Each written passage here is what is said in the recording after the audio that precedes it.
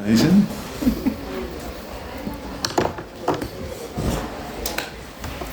Right then, well done, you made it to the last one. Last one of the day. There is pizza at the end of this, so does that to look forward to? We're going to be finishing dead on 4:45, so this will be a little bit shorter than the other ones, so I'm not going to speak too much. And obviously try and leave things open for questions as well at the end. So this is about autobiography in comics. My name's RENSHAW, Avenging Comics. Don't need to know anything about me. It's all about these people who are here. So autobiographical comics, slice of life, diary comics, day in the life, whatever you want to call them.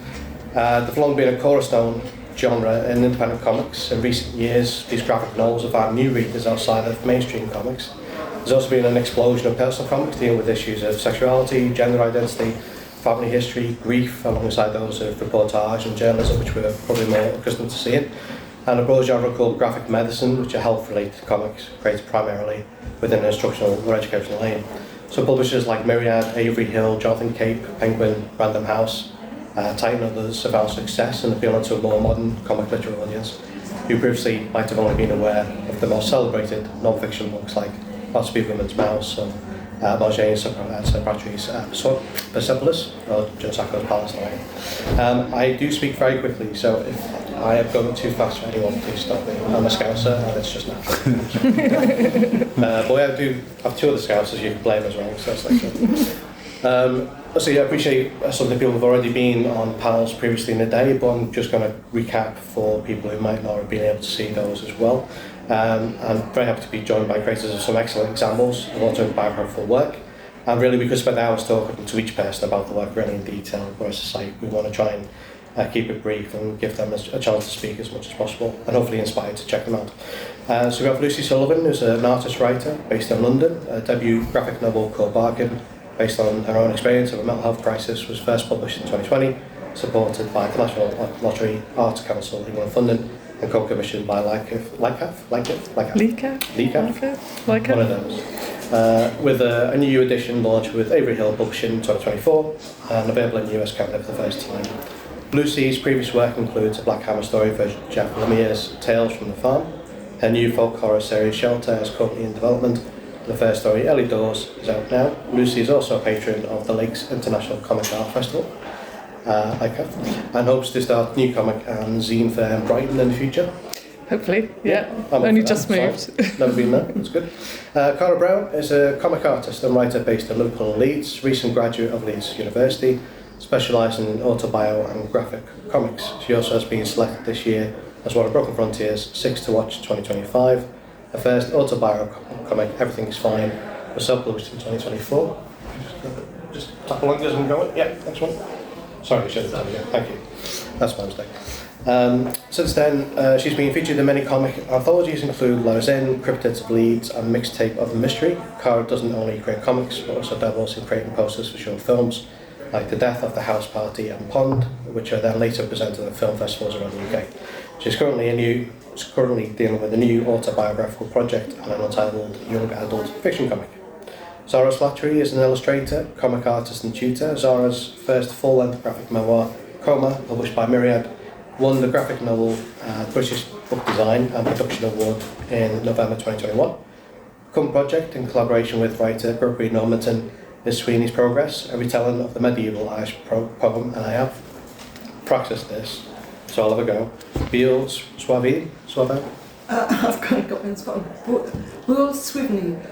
They're Irish as interesting intervention.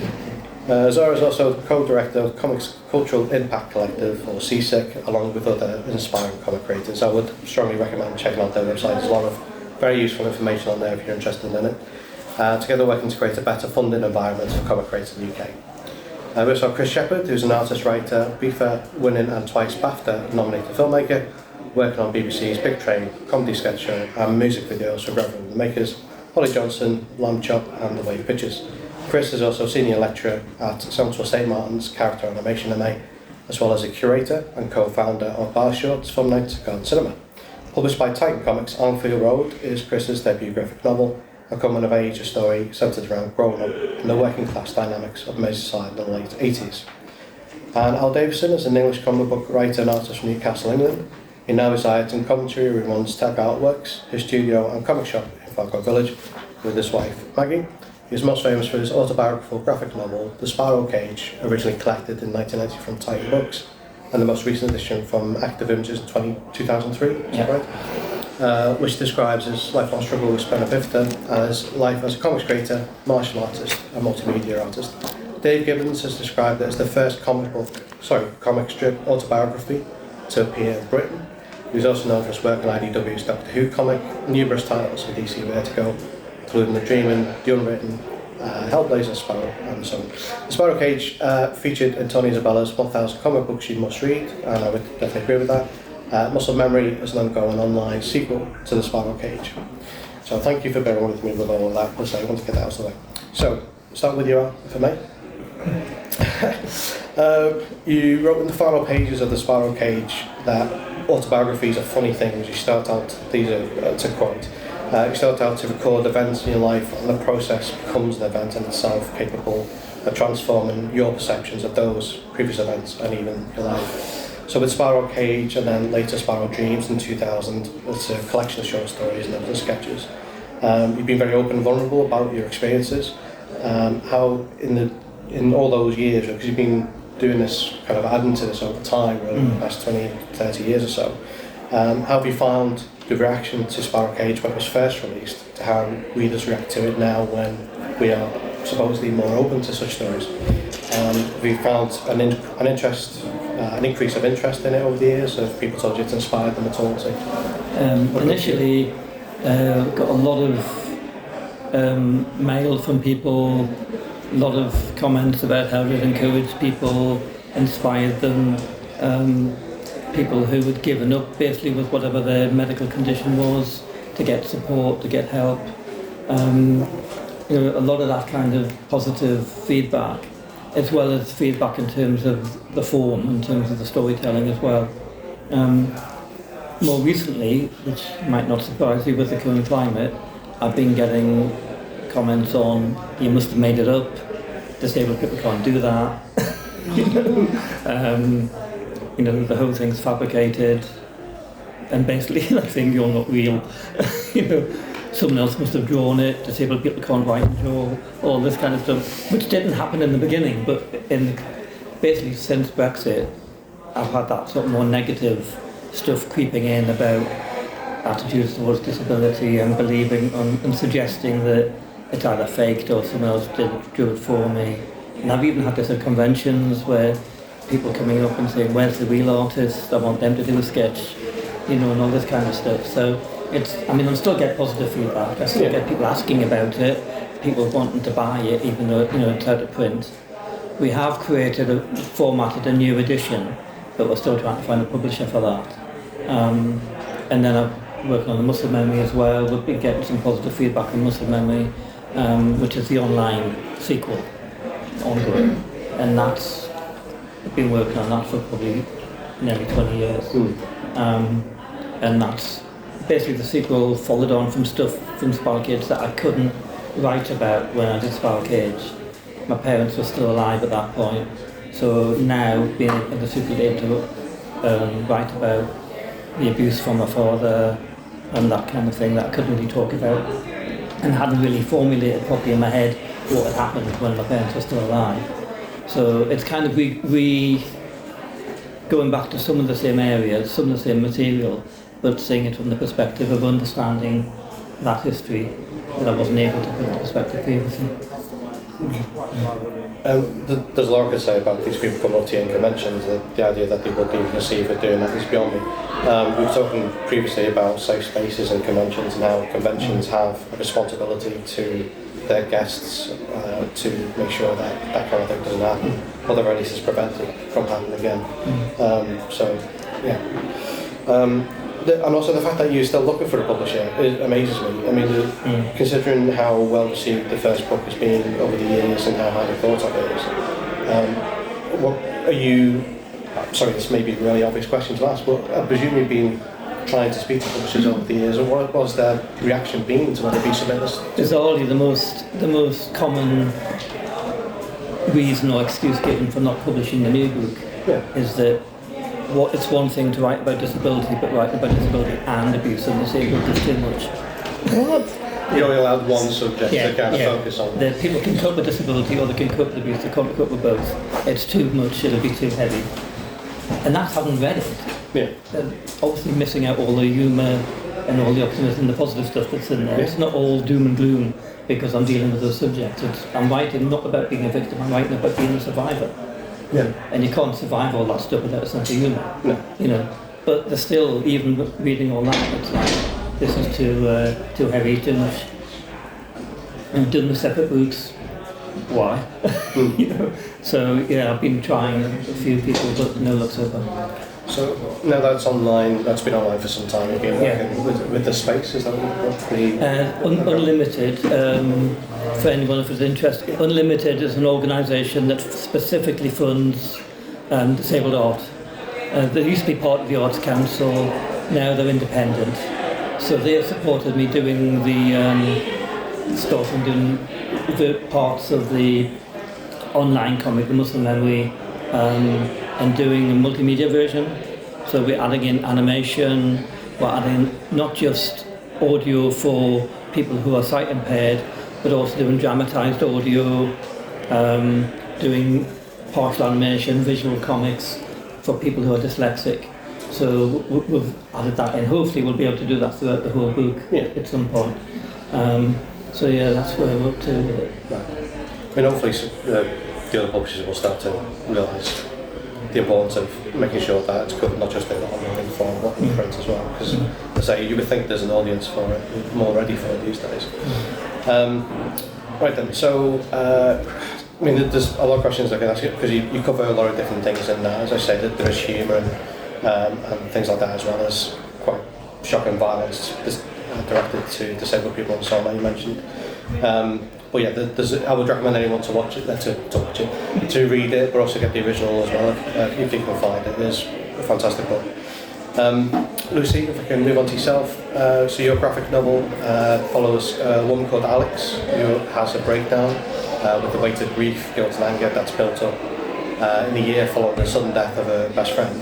Alex herself ends up being sectioned and put into a psychiatric ward, but she's still haunted by the ghost of the friend and the black dog that wants to feed her depression. I know we spoke about previously in the previous panels and so on, but to me the art felt very raw and immediate and extreme of consciousness, and the way it flows all the way through. So I mean, just from a process point of view, how did you plan it out? It was very organic. Yeah. So I had a loose script, but not like a comic script, so it wasn't, panel one, blah, blah, blah. I would just write, I had chapters, and I knew roughly what action I wanted to happen in the chapter. I would put in the dialogue, roughly, but for me, because it was my first comic and I didn't think I was much of a writer per se, I was more of an artist. I was a hand-drawn animator, so it was quite an easy progression on the art for me. I thought I'll come up with something better if I just draw it rather than trying to write it, because I'm trying to write visuals. Yeah. And it was always going to be a very, very visual book because it mostly takes place. So Alex is having hallucinations as well, which visual and audible, so I knew I could do something better on the page. So I just would have a rough idea about what was going to happen in the chapter, and then I would just sketch it really loosely. So this is a terrible way to make comics, but I got a big sheet of animation paper because I had loads of it and it was free, and I used biro or carbon typewrite sheets, so no underdrawing. I would just sketch and see what comes, and then I'd start going, oh well, that works and that one works, but that one doesn't, and then I'll keep doing it until I found I had basically a page layout, and then I'd rough out a page layout, scan it all into Photoshop, and then lay it out in Photoshop. So none of the original art is anything like what ends up on the page. Yeah. This is what I mean. It's a terrible way to make a comic. So each page is just this animation sheets covered in, sometimes I have to draw the panel like 3 or 4 times to get it right, or because it was no underdrawing. So I'll never work like this again, and I don't recommend it. But because it was so personal, I knew if I scripted it too much, when I did start writing, I was softening the edges of my behaviour too much, and half of the problem I had when I had a breakdown was I was really difficult to help. I was really angry, really spiky, and that was something I never saw depicted, that you could be depressed and raging at the same time. Everyone thinks you're just going to be like in a room with a blanket over your head. I was far from that. I had 3 jobs, I was out all the time, and I was very, very angry and very, very self-destructive. So I wanted to get that across, and it had to be done in this kind of like, I call it it was like an exorcism onto the page. I just sort of spilled my guts out by drawing it, and then it stopped me thinking about it too much because some of it's really personal. I put a sexual assault in there, and it was like, that was a really hard thing to kind of bring up again, but it was needed for the story. And so, it's very organic, definitely, and that's why it feels like that, which is lovely that it still feels that way. I'm really pleased that came across. It's nightmarish and abstract, but at the same time you can still follow what's going. And also the way that you use lettering specifically is an art form in and of itself as it flows through, which I don't think you generally tend to not see so much in comics. Thank you. What I was also going to mention as well, there's a theme that runs through it, and in other books as well that I've read, but pretending where the other patients are pretending to be normal, so they're just kind of left alone and they're hoping to be eventually released a bit later on. Try not to talk about their issues. There's a line that stood out to me actually when I was reading it again the other night from the self-assessment form that she's filling in as she goes along, and it says, "How would you describe your feelings to a friend?" That's just a line. It's like not applicable, like you wouldn't at all. So I mean, back in various forms, it's been out for the last 5 or 6 years now. It came out in 2020, just 2 weeks after the first lockdown, so excellent timing. And so you've done lots of conventions and talks about it before, but from your perspective again, how would you say people, especially with lockdown as well, because we seem to have this idea that in lockdown all of a sudden everyone starts talking about mental health as it's somehow people discovered it for the first time. But through that time period, how have you found the book influencing the discussion with other people speaking to you about their mental health and their experience? Yeah, I have really incredible conversations, and considering they're often at conventions and there'll be hundreds of people around, like I did MCM in May, and I'd have people come up and just tell me about, I had a lovely person come up and tell me about the abusive family home they were in and how they wanted to get out and how it was affecting their mental health. And I'm quite happy to talk to people, obviously, because I'm saying, well, this is what I went through. So I think you're opening up that conversation, and that's the whole point of it, is saying, look, we all break, we all crack, and it's just life experience. It's fine. You'll hopefully you'll come out the other side and put some chink in your armour, but I'm amazed how much people are willing to share with you when you share with them. It's really quite edifying, especially with the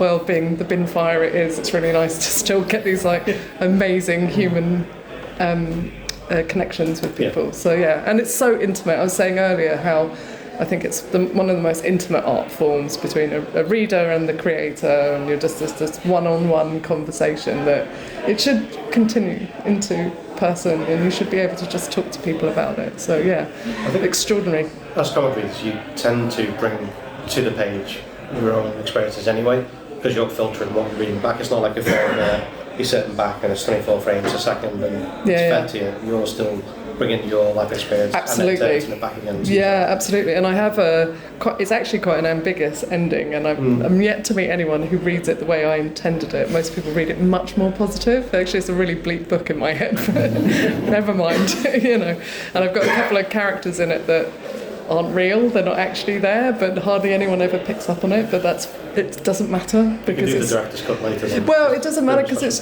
that's how they read it, and then that's the joy of it, is realising that your book goes out and it's your story, but then it becomes this whole other thing in someone else's hand because they bring their life to it, and it just expands on it, and I think that's amazing. So I'm quite happy for you to read it in any way you want to.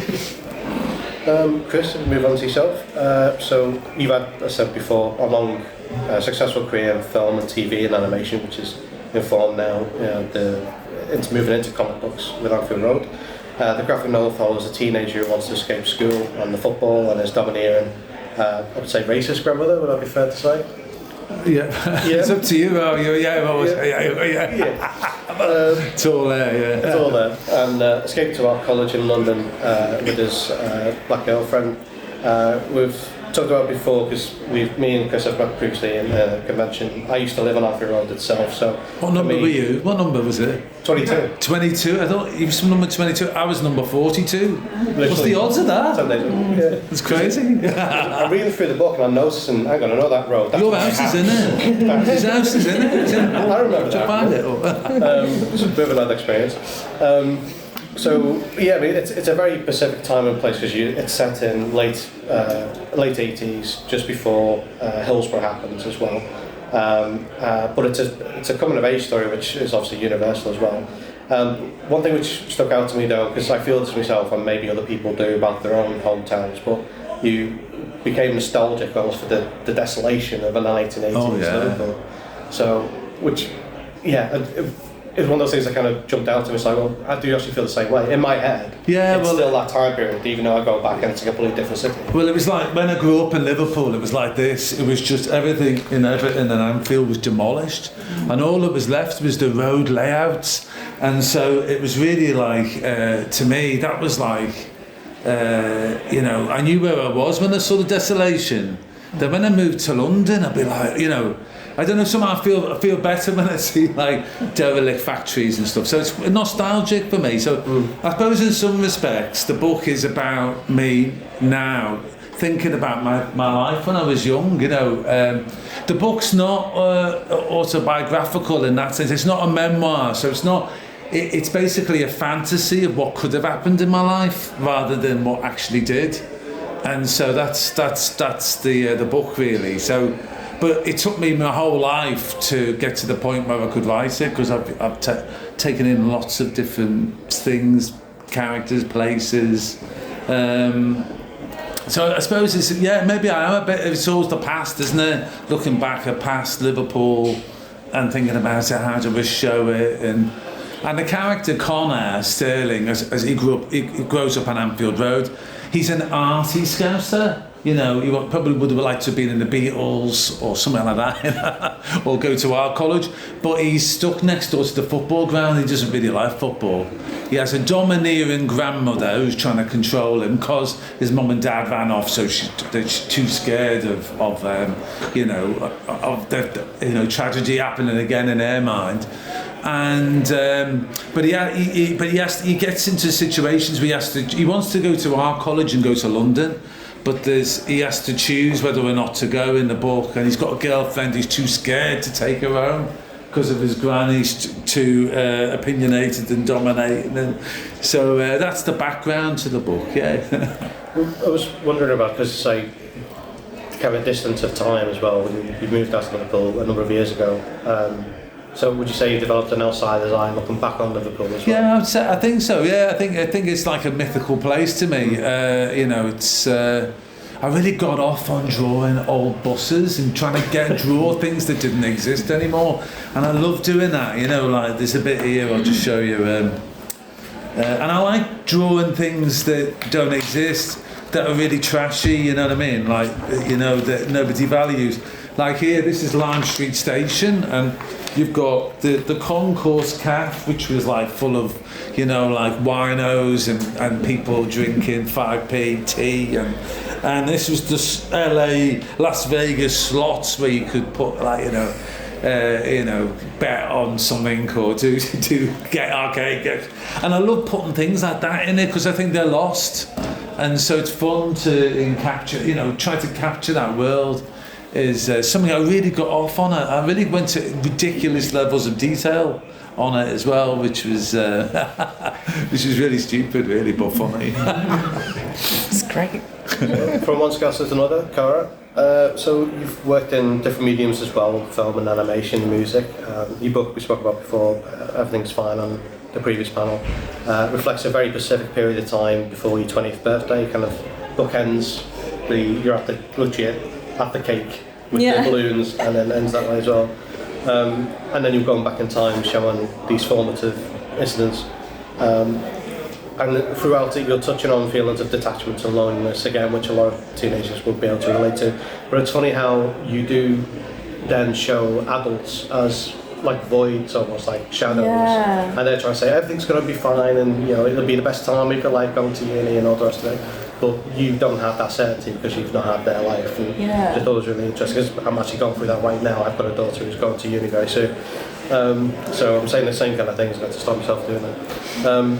But were you, again, when you were doing the pages, were you approaching it in like that structured chronological way? It's like this is I was 12 doing this, and I was 14 doing that, and so on. Was that the way that you were approaching it in a structured chronological way, or more emotional moments? I suppose so. I suppose it was chronological, but not in like a flowing sort of sense. It wasn't like, it didn't have much of a cohesive story compared to like, you know, if it was like within a period of like 6 months or something. But it was more me like looking back on like these moments that I had like held on to like for so long, and like that had affected me more than I should have let affect me. So it starts off me like, I think it starts off with me in primary school or secondary school, and basically just me getting bullied. But it goes from things like that where even in that moment I pushed it away. I pushed those feelings away because like I like knew that it wasn't a big deal. I knew that like the other kids were like just going through something, but I just ignored how it affected me, and it had affected me until I wrote this book.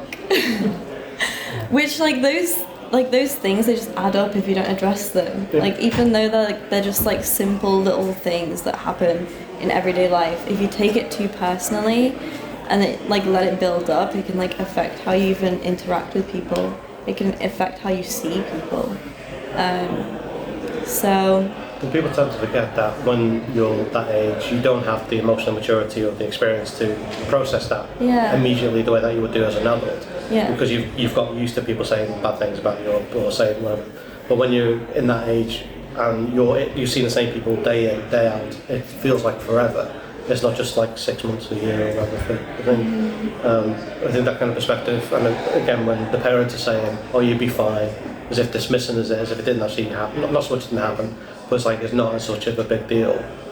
But you still have to process that and kind of build that on for later on, which I think a lot of adults tend to forget unless they see that reflected back in their own kids again. It kind of brings up stuff from their own childhood maybe about what they went through as well. It also ends on a speed of ambiguous note. For me, it ends on an ambiguous note on yours as well, where you can say you're about to blow out the candle, and it just feels like something else that should happen after that, or something that's expected to happen after that. So is this just like a chapter and you're done and you've moved on from it, detached from it now, and then, or is it something that you may in a different stage later on? I do have another autobiographical planned, but it's more like part of that was happening at the same time I was writing this one. So I don't know if I would like make it as like a sequel or just like another standalone one. So I think I intended this one to be more just like a standalone piece, because I guess like the blowing out the candle is like the beginning of the story is me with the cake with the candle, and then I blow it out at the end. So it's like closed. It's done. That's like, and to be fair, when I drew that last page, that was me just like going crazy, so I could like just get rid of it all. No, that makes sense. So Zara, move on to yourself. So your graphic novel is a real-life account of a medically induced coma resulting from a sudden illness in 2013, which was a deadly bacterial infection. I think what was unusual for a lot of autobiographical comics is that we see both sides of the experience, which you generally don't tend to see. That of the patient for yourself, and then the places you go in your mind alongside the real life diary account of your husband Dan, who's who was keeping the family life going with the kids and so on, and supported by friends and family. Loads of people donating food. Well, it's a spag bol here and lasagna there. Pasta. Always pasta. But obviously you see him, trying to keep things going with the kids and keep them to normality and go through the motions that way, but was also preparing for the worst in his mind. But then later on you explained the structure of the diary itself, and then also the nurse's notes. The nurse left notes for yourself to explain what you've actually gone through, because from your distorted perception of being under and so on. So, I mean, it could have been easy just to, or not easy, but one way of dealing with it was just a nightmarish experience of that. But then you've got that within a framing device of the diary, so that for the reader as well and for you, you're making more sense of what you actually see with the symbolism and so on. Yeah, actually, because originally it was just going to be the delirium. Yeah. And then I was it took me a long time to read Dan's diary. It took about 4 years after the events for me to read it and actually for me to take in. My memory was shot. Yeah. I was on lots of medication and I'd been really, really poorly. So I read it afresh, kind of like over and over. But each time a little bit would stay in, so my comprehension would be a bit more. And I kind of as I was going on working out how I was going to tell the story of the delirium, it sort of made sense to have a structure, and the structure came in the form of a diary. Mm-hmm. And I think I felt that people would comprehend events much more through his interpretation rather than mine, because it would just be like, well, what's going on? And giving that sort of framework, because that's what it gave me a framework. It just sort of it was a really good kind of structure to hang on. So it's just, there was lots of kind of steps along the way, revelationary steps for me doing it, that actually it started to really come together. So that came along probably about 6 months to a year after I started trying to tell the story. So that was,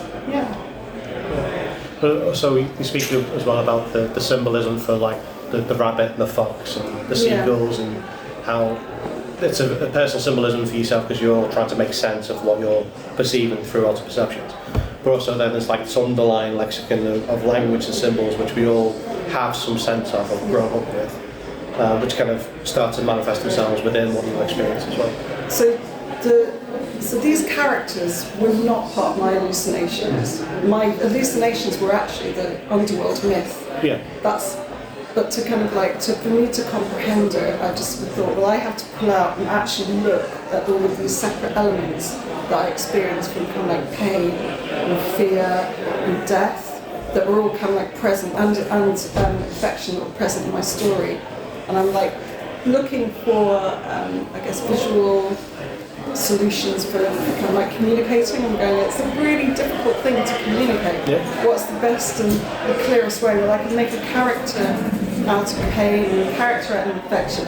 So every time you see these featuring, then that's actually really, really dominant. So the seagulls, which represent pain, were pretty much ever present. So even when I was sort of in induced coma for much of the story, and experiencing delirium, pain was ever present because it was a really lucid experience. It was a really lived experience. So I felt things and I could hear things and couldn't comprehend what was happening to me, but I knew stuff was happening. So yeah. It's one of these cliches they see in TV and stuff. Keep talking to them; they can still hear when you're under and stuff like that. But then, if you're actually the one who's under, it's a whole different. So you're not just hearing what people are saying immediately. Yeah. In the vicinity, you're hearing what's being said across the room. You're picking up emotions in the space as well. Because that's the one thing. The reason I kind of I drew Coma is that I actually wanted to understand the experience. It was the last piece in the puzzle of healing. So, it haunted me. So I always described the delirium as an inferno. And after kind of drawing Coma, which was 18 months of sketching before I actually started to kind of put it into a comic, it turns into a flicker, and a flicker you can just blow out. So I don't have PTSD or anything anymore because it was this kind of like very long, I guess, sort of therapy session of just pure comprehension, like just putting out little bits and sitting with them. So yeah, it's a very necessary part of my healing, and actually being able to comprehend what other people did for us as a family. And there's a little bit, having other people in there is a bit of a thank you. It's sort of acknowledging the role they played. Yeah. Just a small act of kindness actually made of my family's sort of like trauma a little less painful. So yeah. I'm mindful we've got a little bit of time left for questions, because I say we could go on all day, but I'm going to try and open up to people while we've still got time. So has anyone got any questions at all? Stick your hands up. So this is for Lucy and Cara, because we've got done this about like mental health music and Bolster. And what I was wondering is, how did you deal with the sort of like reactions from like loved ones, family to the work, and to do like learning about those struggles if they didn't already know about it before? Do you want to go first? Well, they didn't really react. They didn't say anything actually. I don't know. I don't know if that's good or bad. Ditto. My mum won't read it. She like makes everyone buy it, and she won't actually read it. Yeah, I don't know if my mum's read mine. My sister's read half of it and had to put it down because she felt so guilty. So none of them are in it, and one of the reasons of having a character is because I'm worried about how people would feel if I was drawing them, and I wanted to have it in a hospital. I wasn't sectioned, my friends were sectioned, and my grandmother was sectioned, and I got lucky that I wasn't sectioned because someone I knew pulled me up and was like, you're going to end up in jail or in a mental health hospital if you don't sort this out. So he forced me to go to get therapy, and I paid for it myself, so I was very close to being sectioned. But when I found out about how people were treated when they were sectioned through my friends and what happened to my grandmother, I decided that it would be good to explore some of that and what would have happened to me if I was showing those symptoms in that environment, because I really wanted to talk about how badly people are treated when they're going through this. But so my family aren't in it whatsoever, and I think people get really weird about the fact that they're not. They don't want to be in it, but they also get upset that they're not in it, and I feel, well, I like fast. you know, and you just can't win. And I think you sort of go into it knowing that there are going to be some difficult conversations. I think if you're going to depict anyone, you've got to talk to them about it. Don't just put them in a comic and be like, hey, here you go, you know. But it was helpful for what my sister, because my sister at the time was like, my mum's a Kiwi and a New Zealander, and they don't really believe in mental health very well. I think they're getting better, but they're very much like, oh, well, you just be happy, you know? And you're like, well, I physically can't. Have you tried not being sad? Right, yeah, no, it's literally that. And my sister was like, oh, you just need to get out. And it's like, no, every time I go out, I get really drunk and pick fights with people, so I don't think that's the solution, right? So, and I was literally getting into like huge, picking fights with big men, and I was like Cara's size at the time, and it was ridiculous, right? So it's really hard, and you have to know, because your new book is autobio, or? No, so my new one is going to be fiction, but I am working on, or wanting to work on, like a few short autobios that go deeper into like my mental health struggles, which like I am a little bit worried about like how like my mum might react to it, because it's you know, she cares, she worries. Yeah.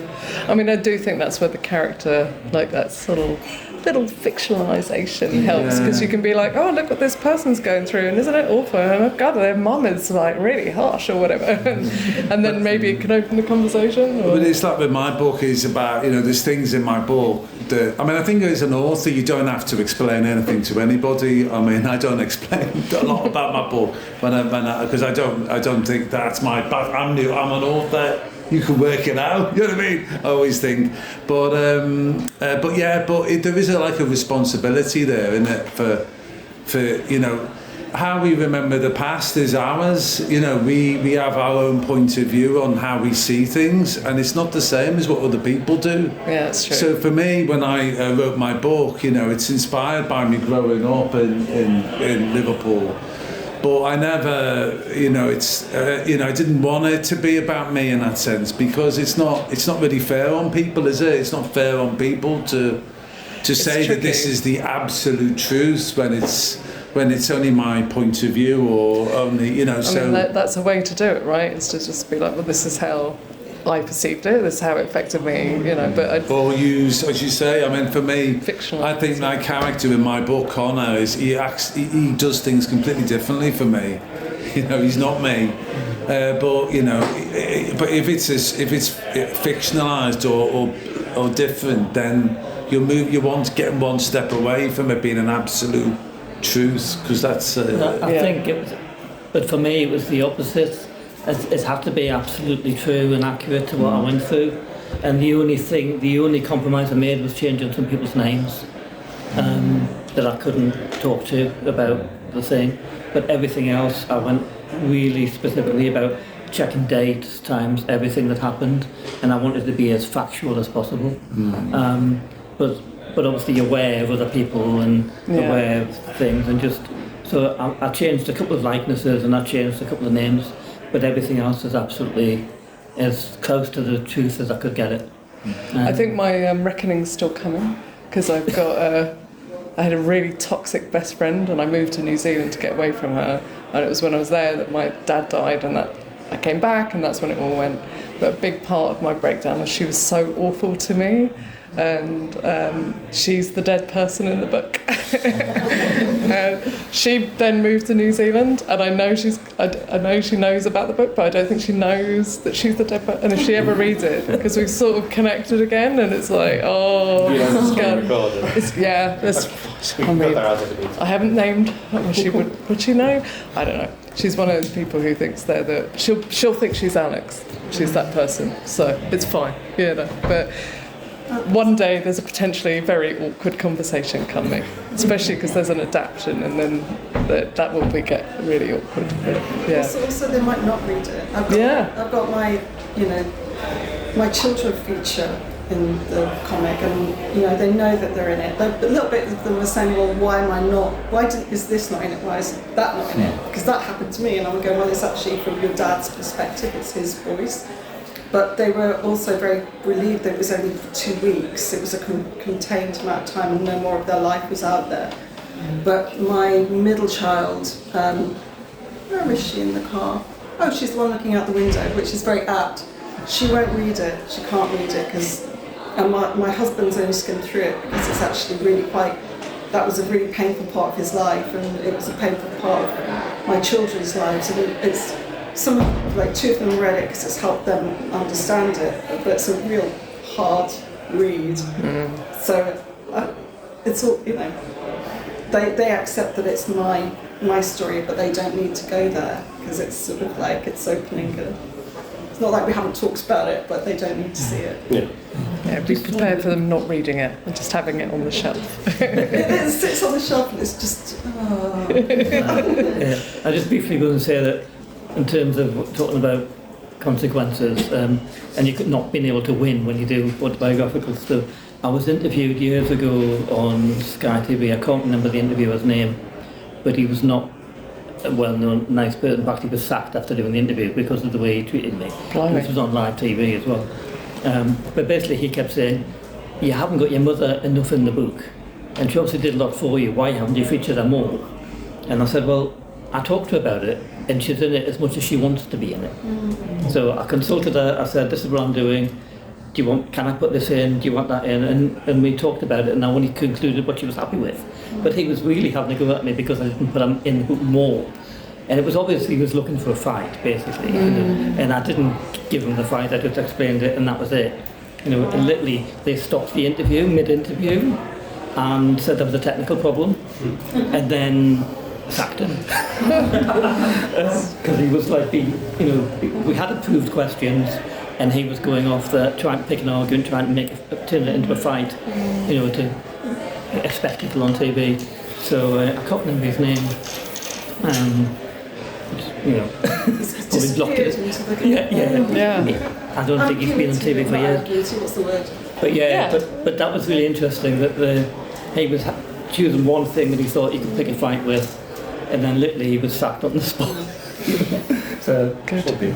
Yeah. Unfortunately, we're going to have to leave it there. I would recommend checking out, obviously, all these people's books, the socials and so on. If you've got any follow-up questions, they may be around later on today, maybe some tomorrow as well. But thank you very much.